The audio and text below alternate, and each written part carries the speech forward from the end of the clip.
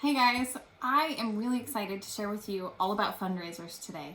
So we're going to go through who, we're going to go through how, and we're going to go through why do fundraisers. So if you're on here and you're listening, you're probably already interested either in the idea, maybe you've tried to do some fundraisers, maybe you've even done a couple fundraisers in the past, and you just want more information.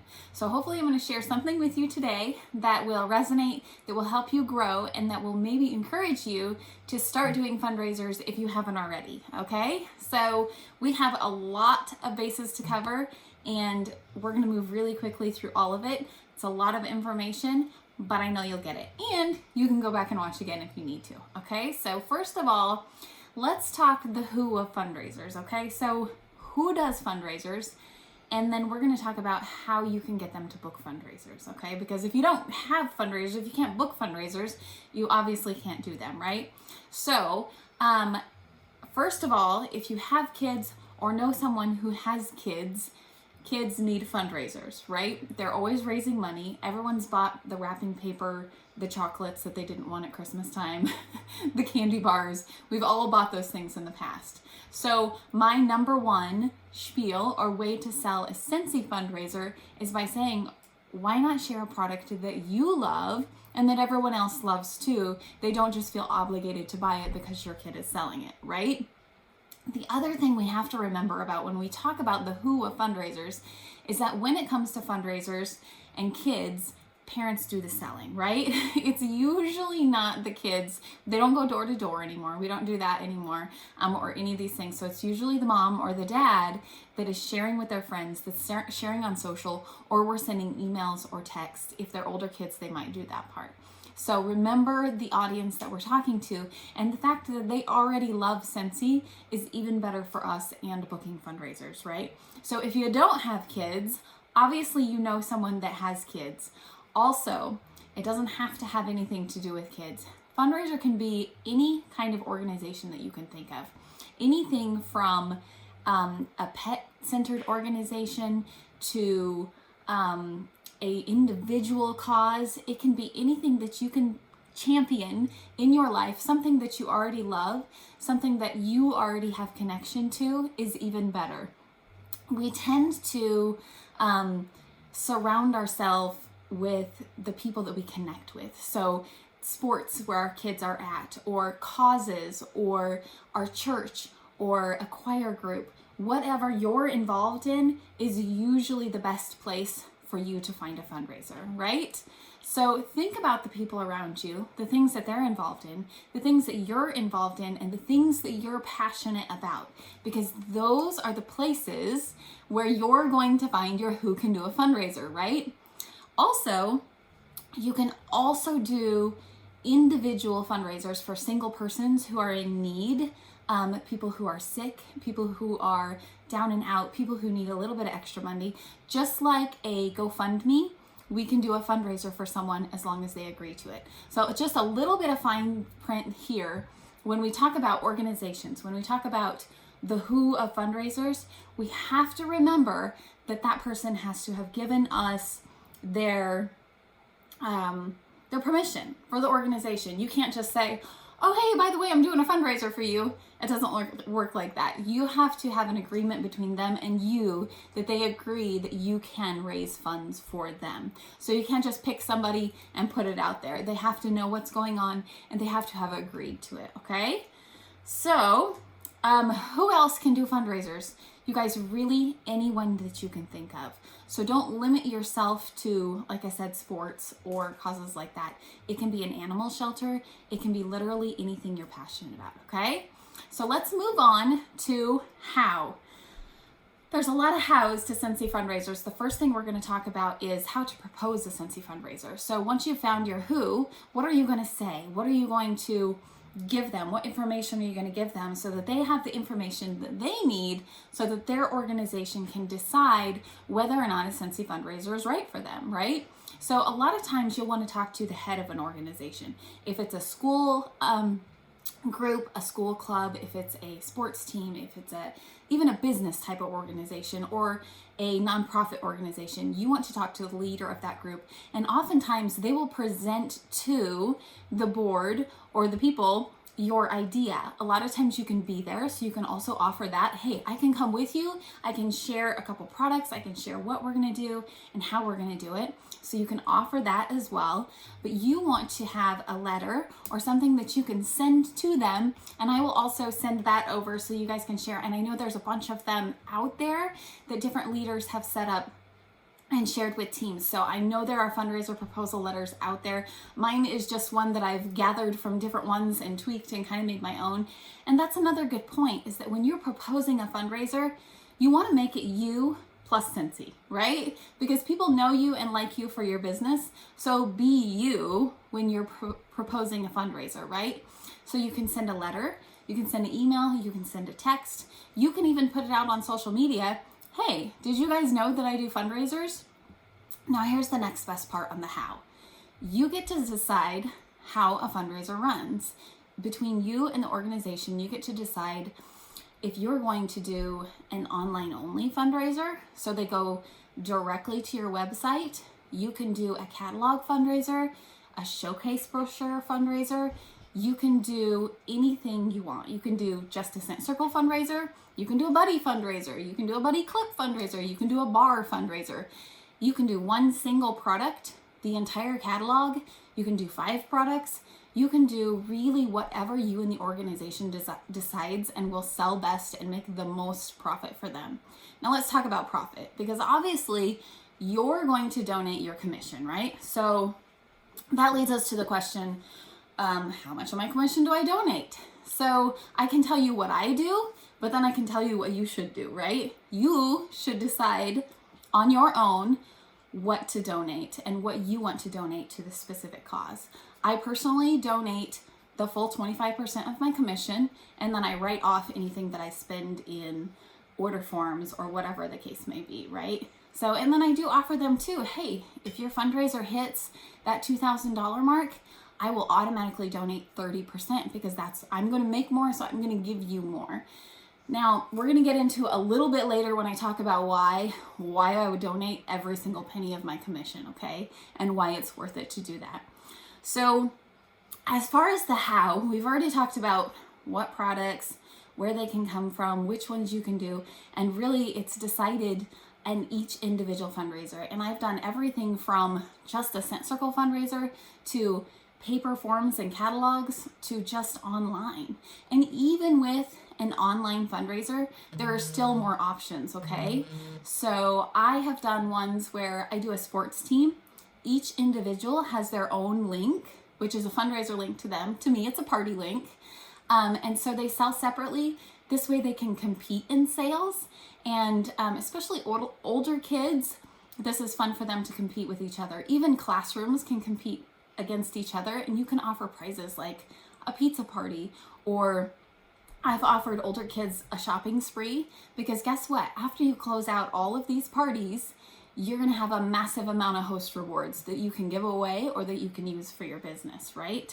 So you can do one link for the whole team or organization, or you can do individual links for shopping for each one. And so the cool thing about it is, as you know, when you set up a party, you can change the image. You can change that to the fundraiser image, to the cause or the organization. Or if you're doing a sports team and each person has their own link, you can put an individual picture on each party. That way, when their friends and their family go shop, it's a message that says, hey, thank you so much for supporting our team. This percentage of your purchase will come right back to us to support this cause. And it's a picture of their very favorite soccer player or whatever it is, okay? So that's a really great way to make it personalized, right? So what's next? One of the very best things that you can do when it comes to how to run a fundraiser is make sure that the people that are involved know exactly what's going on and know what they're selling. So there's a couple ways you can do that, okay? So first of all, you could do a kickoff party, and you can either do that as a Zoom link to share, where you can share products and ideas so that they're more familiar with what they're sharing, or you can do it in person and you can set up a couple things. You can give some samples. You can share Cincy with them so that when they share it with others, they're more familiar and they're already in love with the product if they've never seen it before, right? The other thing you can do is put together sample packs. So any kind of cute little bag or envelope with maybe a catalog or a showcase brochure, a few different samples of a few different products, maybe even some scent stickers so that they can smell some scents. I have learned 99% of the time, as they share the sample packs with customers or with their friends and family, they will buy whatever stickers or scents that I include, because those are the ones they smell and those are the ones that they know that they love. Unless, of course, they've purchased Scentsy in the past, because people want to smell what they're going to buy, right? That's how we sell Scentsy. So those are a couple great ways to kick off a fundraiser, because if people go in not knowing the product, not knowing you, and never having seen your face, they may not feel connected to the cause like they would otherwise, right? Another great pointer is to be sure that when they have materials to share, it says why they're having the fundraiser and how much of this or what percentage of the sales that the team will be earning, that you're going to be giving back. Also, make sure to set a goal for the fundraiser team or organization. I know I say team a lot because this is the type of fundraisers that I usually do. I usually do them for my daughter's soccer team, or I've done a choir in the past, I've done a church group, but team sticks in my head because that's what I do all the time. So if I say team, I mean any kind of organization that you could possibly do a fundraiser for, right? So make sure that they're involved, make sure that everyone has the information that they need. You can even give them, so I've printed QR codes, maybe like a dozen for each person, that they can hand out to their friends, to where all that they have to do is scan that, goes directly to their party link or team link where a person can shop. You can share blurbs with, it's usually the coach or the organizer that says, okay, here's what you can share today, that says, here's what's new, this is where we're at on our goal, and this is where we need to be, and this is how many days left. If you share those things that they can copy and paste, it makes it 100% easier for the organizer, and they're gonna come back to you over and over again. I've heard a million times, you made this so easy, I felt like I did nothing at all. That's because I did all the work, right? That's our job as a consultant, to make the fundraiser feel like they're not scrambling to make it work, right? So I usually tell an organizer, okay, your goal is to get them on board. Your goal is to get them selling and sharing, because I'm going to give you all the tools you need, and all you have to do is pull them in. Because personally, if I don't know them, they're not going to connect with me. They're going to connect with the coach, with the organizer, with the person that they see day to day, okay? So that's just one more thing to share with them. So last but not least, why would we do fundraisers, right? Why would we give away the money that we make from selling Scentsy? Because, I mean, let's face it, that's why we do Scentsy, right? We make money. Well, that's not the whole reason, but you guys know what I mean. The paycheck is nice. So why are we want to sell a ton of product and not see a paycheck on it? And here's why. Because the customers and the, I guess the residual income that you gain from a fundraiser will pay over and over again. And here's how.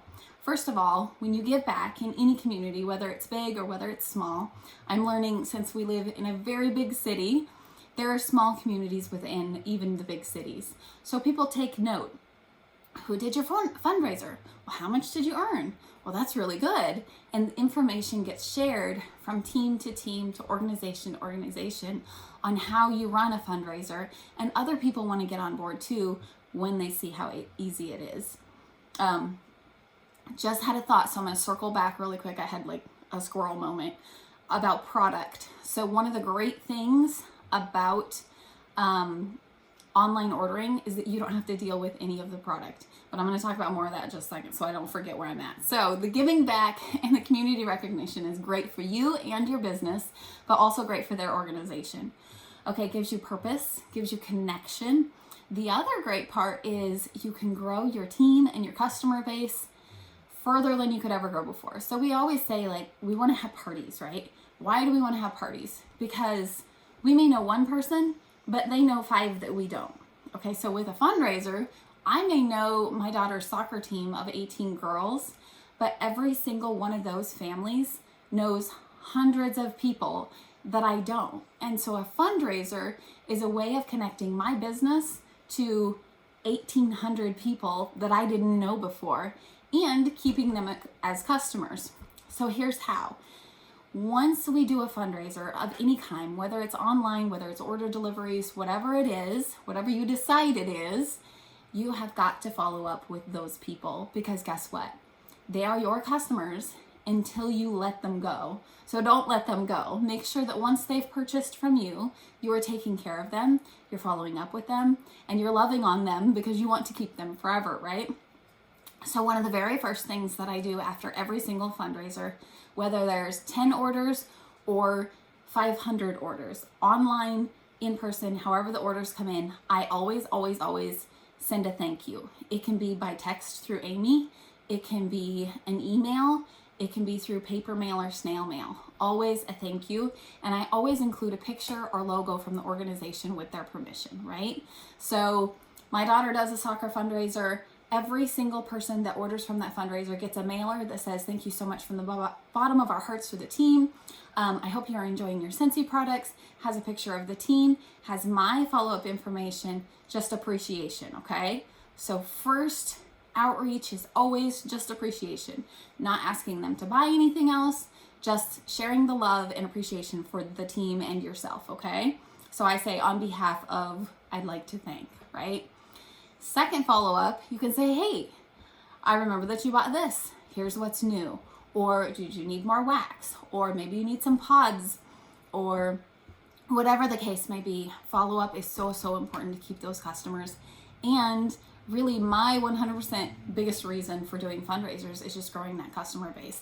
Not to mention some crazy off-the-chart PRV during incentive periods and any other time doesn't hurt those points at all, right? So we start with connecting, we ask friends and family, we share why we're doing what we're doing, we have the team or organization share why they're having the fundraiser. Then we send out an email or two, we put some feelers out. Who needs a fundraiser, right? Who needs to earn for their organization? There's always somebody out there. You just have to make the right connection. And if you don't have any in your immediate circle, feel free to ask them, hey, who do you know that might need to raise funds for whatever's going on this coming summer, right? The one tip I will give you about proposing a fundraiser, you have to do in advance. People usually don't book fundraisers last minute. A lot of organizations have fundraisers booked out for months in advance, especially schools or sports teams. So make sure that you're prepared for summer now, or during the summer you're preparing your fundraisers for fall. It's something that takes a little bit of advanced thinking. I'm not saying that they won't do it right away, because you never know, they may need to, but that's a lot of what I hear is, oh, we've already got our fundraisers booked for this fall, or whatever the case may be, okay? Remember, you get to decide. I know it was a lot of information really fast. Don't be overwhelmed. Just remember that if you've ever had a party, a fundraiser is really the same thing. Your host is now your organization, your team, your cause, and your party participants are now your new customers, right, that are coming to you. So donate the amount that you want and offer prizes, offer fun, offer competition. You can really do what you want with a fundraiser. There are a couple documents on the workstation that I wanted to mention. There's a Circle fundraiser rundown that kind of gives you the breakdown of how they can order. There's also a fundraising participant form. If you didn't want to pay to order those off of Success, you can print your own. So when I say form, that's like so-and-so ordered this, and this is the dollar amount, if that makes sense. So you can go, if you just search fundraiser under Scentsy Success, you'll bring up Scentsy Success. Yeah, under the news tab, under the workstation marketing. Anyways, fundraiser will bring up those documents. A couple fine print things about fundraisers that are really important, okay? We cannot fundraise for tragedies. So any kind of weather tragedy, world tragedy, anything like that, we never want to say, oh, since he's swooping in, anyone who donates, I will donate back to this cause. Because I guess for lack of a better term, it looks kind of icky. We don't want to swoop in on tragic events and push our business in front of anybody in that amount. Now, if you want to donate something personally, that's amazing. So don't combine the two. Like I said prior, be sure to have permission from the organization. Super important that you don't just go raising funds for an organization and then surprise, I got all this money for you when they didn't even know. Document your terms. So if you're having a back and forth email or even text conversation, make sure that you have documentation of the amount that you're going to donate, what the goal was, the beginning date to the end date, and that everyone agrees on it, okay? So that no one can come back on you and say, oh, well, you said you were gonna donate 25 and now you're only giving us 20. Make sure you have documentation of fundraiser things, because there can be a lot of money that exchanges hands. I've done fundraisers, for 12 or 15 kids that have sold tens of thousands of dollars and then donated 30% of that. So an organization can earn a substantial amount of money through a Scentsy fundraiser. And I tell them that. I'm very open with them that it is a possibility. So make sure and share that with them. The other thing I've had in the past are people will say, well, I don't want to buy any Scentsy, but I can just donate cash.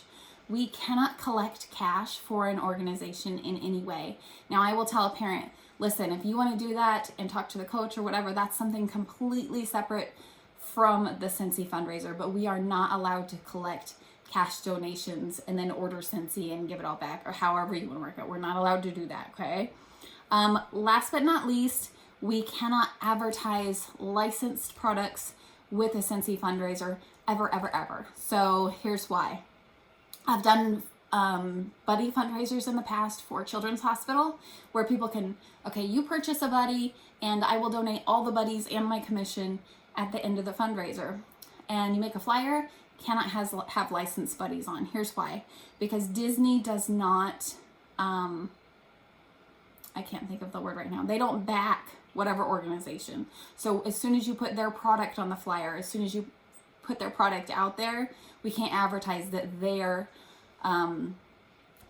funding or helping fund or helping the fundraiser. So anytime you make a flyer or a picture for any kind of fundraiser, make sure there's no licensed products on there. So you can sell them in a fundraiser. Of course, it cuts your commission just a little bit. So make sure you figure for that, but just make sure there's no licensed products on your advertising.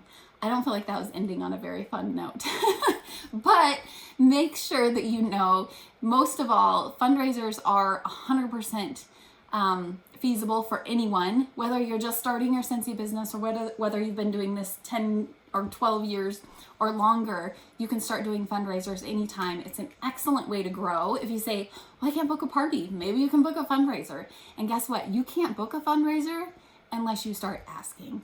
So find a cause, find a team, find an organization, and get out there with that proposal letter and see what happens, because it's really just as easy as a party. And if you love Scentsy and everyone else loves Scentsy, we might as well be championing a cause for it. That's all I have for you guys today. I appreciate you sticking with me and all my fast talk, and hopefully I've answered all your fundraiser questions. Bye, guys.